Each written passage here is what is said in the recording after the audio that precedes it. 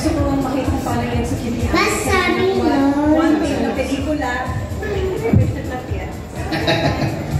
May co-host ako. Ako na lang sa classroom. Oh, di ba? Very supportive kahit yung pamangkin po ng ating director Yes, Latino.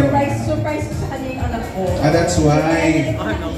That's why. Kaya pagkakita niya sa stage kanina, no? Natuwan-tuwa po si Direk Alex. Ate, what are you expecting sa ating pelikula ngayong gabi? Well, of course, curious ako kung paano nga na-execute ni Alex, ni Direk Alex, ang one take na pelikula, and of course, group with ano mga kasama. Right. What more can you ask for, di ba? So I'm very, very excited. Grabe, actually, no, one take, no, that's very, very challenging. So I am actually very excited how she would actually pull this off. Yeah, sana po talaga support ang mga tao. Makita din na kung paano, mali mo, it will be a start. Correct. Mga future films, ganun na. Correct. Diba? Ganun yung magiging atake niya. Alright, Mrs.